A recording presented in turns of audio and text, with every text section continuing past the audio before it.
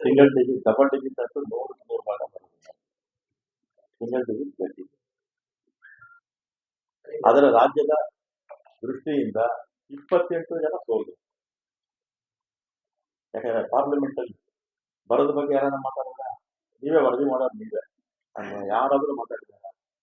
ಅದ ನಮ್ಗೆ 13% ಕೊಡ್ತಾ ಇದ್ದಾರೆ, ₹1 13 ಪೈಸೆ ಕೊಡ್ತಾ ಇದ್ದಾರೆ, ಜಾಸ್ತಿ ಕೊಡ್ಬೇಕು ಅಂತ ಹೇಳಿದ್ರು. ಯಾರಾದ್ರೂ ಇದಾರ? ಒಬ್ರು ಮಾತಾಡ್ಲಿಲ್ಲ.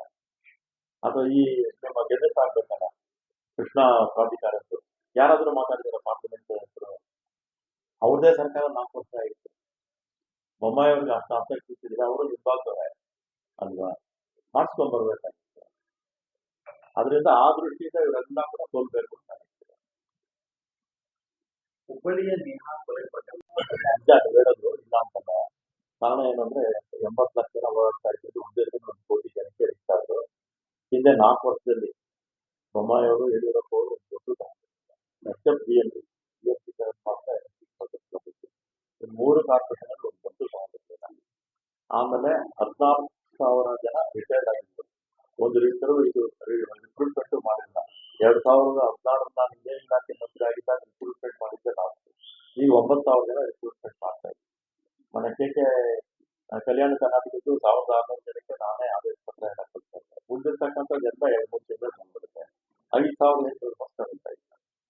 5,800 ಬಸ್ಸು ಕೂಡ ಅದರಲ್ಲಿ ಕನಿಷ್ಠ ಒಂದು 5,000 ಬಸ್ ಆದರೂ ಶಾಲೆಗಳು ಕಾಲೇಜುಗಳು ಪ್ರಾರಂಭ ಆಗೋಕ್ಕೆ ಮುಂಚೆ ವ್ಯವಸ್ಥೆ ಮಾಡ್ತಾರೆ. ಅವಾಗೇನಾಗುತ್ತೆ, ಸ್ವಲ್ಪ ರಶ್ಶು ಕಂಟ್ರೋಲ್ ಆಗುತ್ತೆ. 50 ಬಾಕಿ ಇದೆ. ಕಾರಣ ಏನಂದ್ರೆ 5,200 ಕೋಟಿ ಸಾಲ ಇಟ್ಟು ಬೊಮ್ಮಾಯಿ ಅವರು ಯಡಿಯೂರಪ್ಪ ಕೊಡ್ತಾರೆ. 5,200 ಕೋಟಿ ಸಾಲ ಇಟ್ಟೋದ್ರಿಂದ 50 ಬಾಕಿ ಇದೆ. ಈಗ ಅದನ್ನ ತೀರಿಸ್ತಾರೆ. ಎಲ್ಲರಿಗೂ ಮಹಿಳಾ ವಿರೋಧಿ ಬೇಸಿಕ್ ಆಗಿ ಅವರು ಚಾತುರ್ವರ್ಣದಲ್ಲಿ ನಂಬಿಕೆ ಇರ್ತಕ್ಕಂಥವ್ರು. ಅವ್ರಿಗೆ ವಿದ್ಯಾಭ್ಯಾಸ ಕೊಟ್ಟಿದ್ದಾರೆ.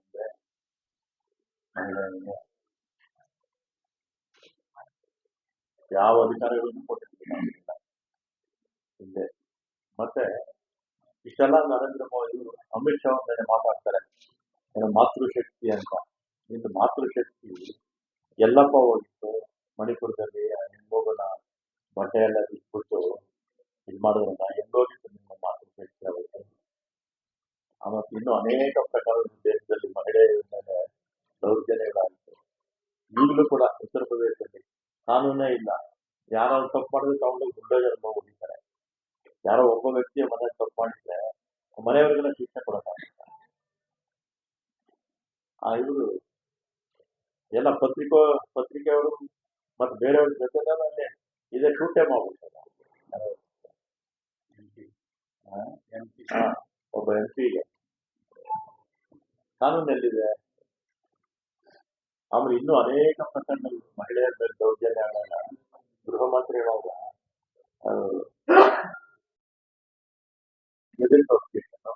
ಇದೆಲ್ಲ ಯಾವ ಪಾರ್ಲಿಮೆಂಟ್ ಲೋಕಸಭೆಯಲ್ಲಿ ಕೇಳಿದ್ದಾರೆ. 3 ವಿಚಾರಗಳನ್ನ ಇನ್ನೂ ಬೇಕಾದ್ರೆ 3 ವಿಚಾರ ಹೇಳ್ಬೋದು.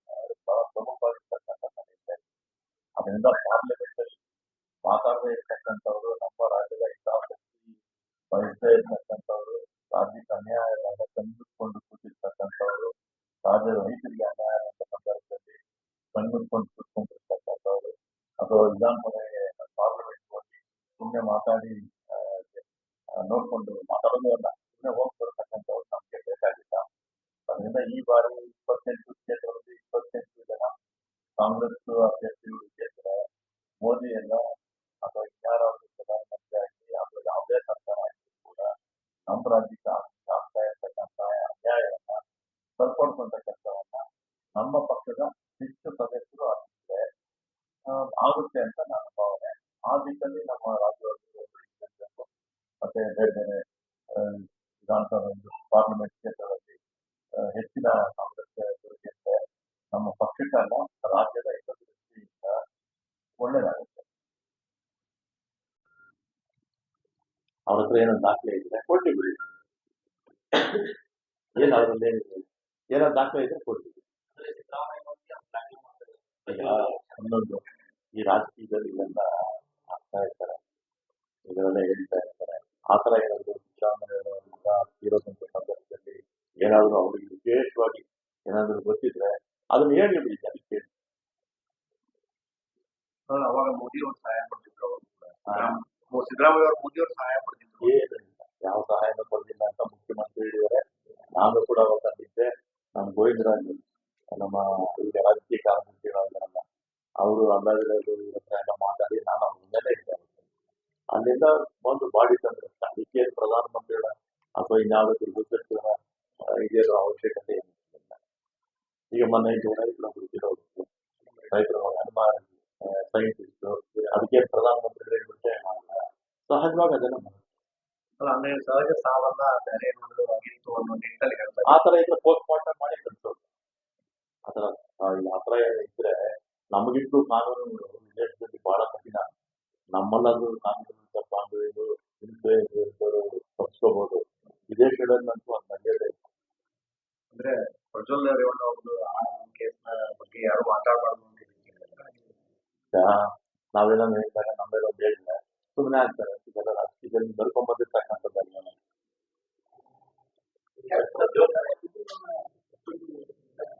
ಹೇಳೋದೊಂದು ಮಾಡೋದೊಂದು. ಅವರು ಈ ಗ್ಲೋಬಲ್ಸ್ ಅಂತ ಒಬ್ಬ ಇದ್ದಾನೆ ಜರ್ಮನಿನಲ್ಲಿ, ಹಿಟ್ಲರ್ ಹತ್ರ ಅವನು ಮಂತ್ರಿ ಆಗಿದ್ದ. ಅವನು ಯಾವ ಪೋರ್ಟ್ಫೋಲಿಯೋನೂ ಇಲ್ಲ. ಅವನು ಒಂದು ಸುಳ್ಳ 100 ಸಲ ಹೇಳಿ ಅದನ್ನ ನಿಜ ಮಾಡೋದು. ಅವರು ಒಂದು ಕೆಲಸರು ಮೋದಿ ಅವರು ಮತ್ತೆ ಬಿಜೆಪಿ ಸುಳ್ಳು ಹೇಳೋದ್ರಲ್ಲಿ ಎಕ್ಸ್ಪರ್ಟ್. ಆತರ ನರೇಂದ್ರ ಮೋದಿ ಅವರು ಸುಳ್ಳು ಹೇಳೋ ವ್ಯಕ್ತಿ ಈ ಪ್ರಪಂಚದಲ್ಲೇ ಯಾರು ಇಲ್ಲ. ಈ ಬಾರಿ ನಂಬಲ್ಲ. ಯಾಕಂದ್ರೆ ವಿಧಾನಸಭಾ ಚುನಾವಣೆಯಲ್ಲಿ 28 ಜನ ಬಂದ್ರು, ಅಮಿತ್ ಶಾ 21 ಜನ ಬಂದ್ರು, ವೋಟ್ ಹಾಕ್ಬಿಟ್ರೆ ಅವರಿಗೆ ಬರೀ 65 ಸ್ಥಾನ ಬಂದಿತ್ತು. ಈ ಸರಿಯನ್ನು ಎಷ್ಟೇ ಅವರು ಸುಳ್ಳು ಹೇಳಿ ಮೊನ್ನೆ ಇದರಲ್ಲಿ ಬೆಂಗಳೂರು ಫಂಕ್ಷನ್ ಬಂದಿರಲ್ಲ, ಫಂಕ್ಷನ್ ಅಲ್ಲಿ ಚೇರ್ಗಳೆಲ್ಲ ಖಾಲಿ, ಆ ಫ್ರಂಟ್ ಅನ್ನೋದು ಜನ ಇದ್ರಂತೆ, ಬರೀ ಖಾಲಿ ಚೇರಲ್ಲಿ ಭಾಷಣ ಮಾಡೋದು. ಮೊನ್ನೆ ಇದಕ್ಕೆ ಬಂದಿತ್ತು ಅಲ್ಲಿ ಬಾಗಲಕೋಟೆಗೆ, ಆ ಜನಕ್ಕೆ ಗೊತ್ತಿಲ್ಲ ಮೊದಲು ಹೋದ್ರು ಅಂತ ಎಲ್ಲ 4 ಜಿಲ್ಲೆಯಿಂದ ಜನ ಕರ್ಸಿದ್ದಾರೆ. ಕರೆಸಿ ಎಲ್ಲ ಒಂದು 25-30 ಜನ ಇದ್ದಾರೆ. ಮತ್ತೆ ಮೋದಿ ಅವರು ಅಮಿತ್ ಶಾ ಬಂದ್ರೆ ನಮ್ಮ ಬೆಂಗಳೂರಲ್ಲಿ ಎಲ್ಲ ಆ ಕ್ಯಾಂಡಿಡೇಟ್ ಜನ ಕರ್ಸಿರಲ್ಲ, ಇವ್ರದೇ ಹೂವಾನು ಇವ್ರದೇ, ಜನನೂ ಇವ್ರದೇ, ಕೂಗಾಕರು ಇವ್ರದೇ, ಈ ತರದ ವಾತಾವರಣ ಇದೆ. ಹಿಂದೆ ಇದ್ದಂತ ಮೋದಿಗೆ ಜನಪ್ರಿಯತೆ ಇಲ್ಲ, ಜನಪ್ರಿಯತೆ ಕಂಪ್ಲೀಟ್ ಆಗಿ ಕಡಿಮೆ ಆಗಿದೆ. ಯಾಕಂದ್ರೆ ಸುಳ್ಳು ಹೇಳ್ತಾರೆ ಅಂತೇಳಿ, ಮತ್ತು ವಿಶೇಷವಾಗಿ ಕರ್ನಾಟಕದ ರೈತರಿಗೆ, ಕರ್ನಾಟಕದ ಜನತೆಗೆ ಅವರು ಮಾಡಿರ್ತಕ್ಕಂಥ ಒಂದು ಮೋಸ ಇದರಲ್ಲಿ ಅವ್ರ ಕೈಗೆ. ನಮ್ಮ ಮಹಾಂತೇಶ್ ಅವರು, ಹಾಗೆ ನಮ್ಮ ವಕೀಲರು ರಾಯಗೌಡವರು, ಹಾಗೆ ನಮ್ಮ ಹಮೀದ್ ಅವರು, ನಮ್ಮ ಅಭ್ಯರ್ಥಿ ಆಗಿದ್ದಂಥವರು, ಇವತ್ತು ನಮ್ಮ ರಾಜು ಅಲ್ಗೂರ್ ಅವರು ನನ್ನ ಜೊತೆ ಹಿಂದೆ ಶಾಸಕರಾಗಿದ್ದರು. ಹೋದ ಬಾರಿನೇ ಸಿಗ್ಬೇಕಾಯ್ತು ಅವ್ರ ಸೀಟು, ಅವರೇ JDS ನಮ್ಮದು ಅಲಿಯನ್ಸ್ ಆಗಿದ್ದರಿಂದ ಅವರಿಗೆ ಹೋದಲ್ಲಿ ಸೀಟು ಸ್ವಲ್ಪ ಈ ಸಾರಿ ನಮ್ಮ ಪಕ್ಷದ ಅಭ್ಯರ್ಥಿಯಾಗಿ ನಿಂತಿದ್ದಾರೆ. ಮತ್ತೆ ಇಲ್ಲಿ ಅವರಿಗೆ ನಮ್ಮ MP ಪಾಟೀಲ್ ಆಶೀರ್ವಾದ ಇದೆ. ಮತ್ತೆ ಅವರ ನಮ್ಮ ವಿಧಾನ ಪರಿಷತ್ ಸದಸ್ಯರು, ಮತ್ತೆ ನಮಗೆ ವಿಶೇಷವಾಗಿ ಜಿಲ್ಲೆಯಲ್ಲಿ ನೀರಾವರಿ ಸಚಿವರಾಗಿದ್ದಾಗ MP ಪಾಟೀಲ್ ಈ ಕ್ಷೇತ್ರದಲ್ಲಿ ಮಾಡಿರ್ತಕ್ಕಂಥ ಕೆಲಸ ನೀರಾವರಿಯಲ್ಲಿ ಸುಮಾರು 15,000 ಕೋಟಿ ಅಷ್ಟು ಹಣವನ್ನು ಖರ್ಚು ಮಾಡಿ ಸುಮಾರು 15 ಲಕ್ಷ ಎಕರೆಗಿಂತೂ ಜಾಸ್ತಿ ನೀರಾವರಿ ಮಾಡಿದ್ದು ಈ ಭಾಗದ ರೈತರಿಗೆ ಬಹಳಷ್ಟು ಅನುಕೂಲ ಆಗಿದೆ. ಇದೆಲ್ಲ ಕೂಡ ನಮ್ಮ ರಾಜ್ಯದಲ್ಲಿ ಗೆಲ್ಲೋದಕ್ಕೆ ಕಾರಣಗಳಾಗಬೇಕು ಅಂತ ನಾವು ಸಂದರ್ಭದಲ್ಲಿ. ಮತ್ತೆ ಇವತ್ತು ದೇಶದಲ್ಲಿ, ರಾಜ್ಯದಲ್ಲಿ ಬೇಕಾದಷ್ಟು ಬದಲಾವಣೆ ಆಗ್ತಾ ಇದೆ. ಬದಲಾವಣೆಗಳಿಗೆ ಒಂದು ಕರ್ನಾಟಕಕ್ಕೆ ಕೇಂದ್ರ ಸರ್ಕಾರಕ್ಕೆ ಆಗ್ತಾ ಇರ್ತಕ್ಕಂಥ ಮಲತಾಯಿ ಧೋರಣೆ ಈ ಸರಿದ ಈ ಬಾರಿಯ ಚುನಾವಣೆಯ ಪ್ರಮುಖ ಅಂಶ. ಅದರಲ್ಲಿ ಮೊದಲನೇದಾಗಿ 236 ತಾಲೂಕಲ್ಲಿ 223 ತಾಲೂಕು ಬರ ಅಂತ ಘೋಷಣೆ ಮಾಡಬೇಕಾಗಿದ್ರು ಕೂಡ ಕೇಂದ್ರದ ಕಾನೂನು ಚೌಕಟ್ಟಲ್ಲೇ ಆ ಗೈಡ್ಲೈನ್ಸ್ ಅಲ್ಲೇ ಮಾಡಿರ್ತಕ್ಕಂಥದ್ದು. 7 ತಿಂಗಳಾದ್ರೂ ಕೂಡ ಅಧಿಕಾರಿಗಳ ಬಗ್ಗೆ ರಿಪೋರ್ಟ್ ಕೊಟ್ಟು ಕೂಡ ನಮಗೆ ಹಣ ಬಿಡುಗಡೆ ಮಾಡಲಿಲ್ಲ. 18,000 ಅದೇ ನಾವು ಕೇಳಿದ್ದಲ್ಲ, ಆ ಸಂಸ್ಥೆಯ ರೆಕಾರ್ಡ್ ಮಾಡಿರ್ತಕ್ಕಂಥದ್ದು. 7 ತಿಂಗಳಾದ್ರೂ ಕೊಡಲಿಲ್ಲ. ಕಾರಣ ಏನು ಅಂದ್ರೆ ನರೇಂದ್ರ ಮೋದಿ ಅವರಿಗೆ, ಅಮಿತ್ ಶಾ ಅವರಿಗೆ ನಮ್ಮ ರಾಜ್ಯದ ಜನತೆ ಮೇಲೆ ಇರ್ತಕ್ಕಂಥ ಕೋಪ, ಅಥವಾ ಕರ್ನಾಟಕ ಅಂದ್ರೆ ಅವರಿಗೆ ಒಂಥರ ಅಸಡ್ಡೆ. ಯಾಕಂದ್ರೆ ವಿಧಾನಸಭಾ ಚುನಾವಣೆಯಲ್ಲಿ 135 ಸ್ಥಾನ ಕಾಂಗ್ರೆಸ್ಗೆ ಕೊಟ್ಬಿಟ್ರು ಅಂತ ಅವರಿಗೆ ತಡ್ಕೊಳಕ್ ಆಗ್ತಿಲ್ಲ. ಪಾಪ 28 ಜನ ನಮ್ಮ ರಾಜ್ಯಕ್ಕೆ ಬಂದೋಗಿದ್ರು. ರಾಜ್ಯದ ವಿಧಾನಸಭಾ ಚುನಾವಣೆ ಸಂದರ್ಭದಲ್ಲಿ 28 ಜನ ಬಂದಿರುತ್ತೆ ಅಭ್ಯರ್ಥಿ. ಅಮಿತ್ ಶಾ ಅವರು 21 ಜನ ಬಂದಿದ್ರು. ಇಷ್ಟೆಲ್ಲ ಮಾಡೋದು ಕರ್ನಾಟಕದಲ್ಲಿ ಓಟ್ ಹಾಕಿಲ್ಲ ಅಂತ ಕೋಪಕ್ಕೆ ನಮಗೆ ರೈತರ ಮೇಲೆ ತೋರಿಸ್ಕೊಳ್ತಾ ಇದ್ದಾರೆ. ನಮ್ಮ ರೈತರ ಮೇಲೆ ತೋರಿಸ್ಕೊಳ್ತಾರೆ ಅಂದ್ರೆ ರೈತರ ಬಗ್ಗೆ ಇವರಿಗೆ ನಾಲೆಜ್ ಇದ್ದಿದ್ರೆ ಒಬ್ಬ ದೇಶದ ಪ್ರಧಾನಮಂತ್ರಿಯಾಗಿ ಅಥವಾ ದೇಶದ ಗೃಹ ಮಂತ್ರಿಯಾಗಿ ಯಾವತ್ತೂ ಹಣ ಬಿಡುಗಡೆ ಮಾಡಬೇಕಾಗಿತ್ತು. ರಾಜಕೀಯ ದುರುದ್ದೇಶದಿಂದ ಮಾಡಿರ್ತಕ್ಕಂಥದ್ದು ಎಲ್ಲ ರಾಜ್ಯದ 7 ಕೋಟಿ ಜನರಿಗೆ 5 ಕೋಟಿ, ಕನಿಷ್ಠ 5 ಕೋಟಿ ಜನ ರೈತರು. ಎಲ್ಲರೂ ಮನಸ್ಸು ಇದು ಹೋಗಿದೆ ಕೇಂದ್ರ ಸರ್ಕಾರದ ನಮ್ಮ ಇದ್ರಲ್ಲಿ. ಎರಡನೇದಾಗಿ ನಮ್ಮ ರಾಜ್ಯದಿಂದ 4,34,000 ಕೋಟಿ ಕೇಂದ್ರಕ್ಕೆ ಬೇರೆ ಬೇರೆ ಟ್ಯಾಕ್ಸ್ಗಳ ಮುಖಾಂತರ ಹೋಗುತ್ತೆ. ಅದು ಸೆಂಟ್ರಲ್ ಎಕ್ಸೈಸ್ ಇರ್ಬೋದು, ಅಥವಾ ಐಟಿ ಇನ್ಕಮ್ ಟ್ಯಾಕ್ಸ್ ಇರ್ಬೋದು, ಅಥವಾ ನಮ್ಮ GST ಇರ್ಬೋದು. ಈ ತರ ಬೇರೆ ಬೇರೆ ಟ್ಯಾಕ್ಸ್ಗಳ ಮುಖಾಂತರ ರಾಜ್ಯ ಕೇಂದ್ರಕ್ಕೆ 4,34,000 ಕೋಟಿ ಹೋಗುತ್ತೆ. ಸರ್, ಪ್ರಜ್ವಲ್ ರೇವಣ್ಣ ಕೇಸ್ನಲ್ಲಿ ಏನು ಪೆನ್ಡ್ರೈವ್ ಏನಿತ್ತು ಅದನ್ನೆಲ್ಲ ಹೊರಗೆ ಹಾಕಿದ್ದು, ಇದೆಲ್ಲ ಮಾಡಿದ್ರೆ DK ಶಿವಕುಮಾರ್ ಅವರ ಅದು ಏನಮ್ಮ ಇವರು ಕೆಲವರು ಶಿವಕುಮಾರ್ ಹೆಸರಿದ್ದೇ ಇದ್ರೆ ಕೆಲವರು ಅದು ಪೆನ್ಡ್ರೈವ್ ಅದ್ರ ವಿಚಾರ ನನಗೆ ಹೆಚ್ಚು ಮಾಹಿತಿ ಇಲ್ಲ. ಆದ್ರೆ ಅನಾವಶ್ಯಕವಾಗಿ ಎಲ್ಲದಕ್ಕೂ ಶಿವಕುಮಾರ್ ಹೆಸರನ್ನೇ ಶಿವಕುಮಾರೇ ಕಾರಣ ಅಂತ ಇತರಿಗೆ ಒಂದು 3 ಸರಿ ಹೇಳಿರೋದನ್ನ ಬೇರೆ ಬೇರೆ ವಿಚಾರದಲ್ಲಿ ಒಂದು 3 ಸರಿ ಎಲ್ಲ ರಮೇಶ್ ಜಾರಕಿಹೊಳಿ ಅವ್ರ ಬಗ್ಗೆ ಅವಾಗ ಕೂಡ ಹೇಳಿ ಒಂದು 3 ಸರಿ ಹೇಳಿ.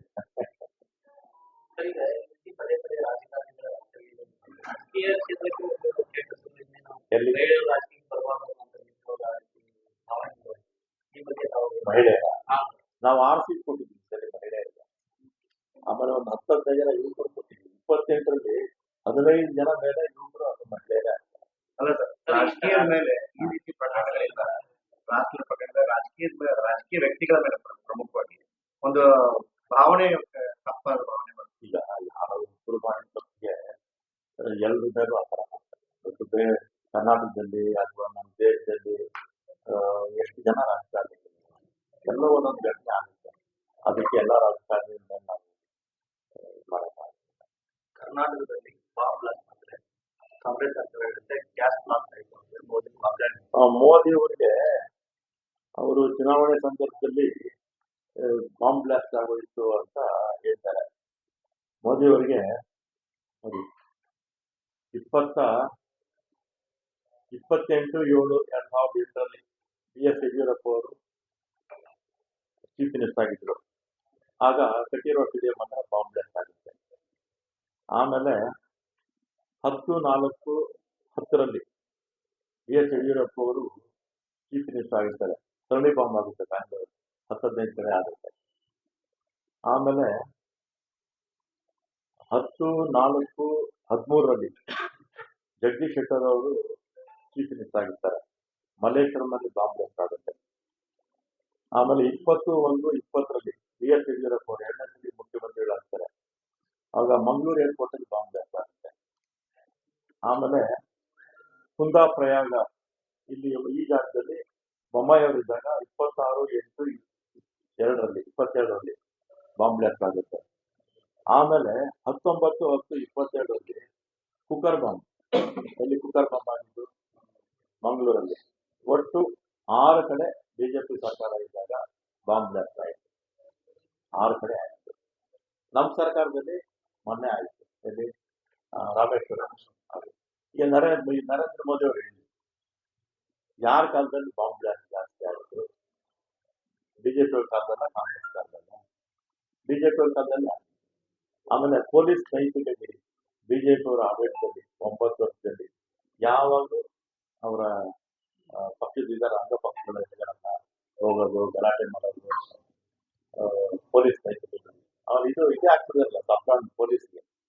ಸೌತ್ ಕೆನರಾ ದಕ್ಷಿಣ ಕನ್ನಡದಲ್ಲಿ ಆಗ್ತದೆ, ಯಾವುದು ಆಗ್ತದೆ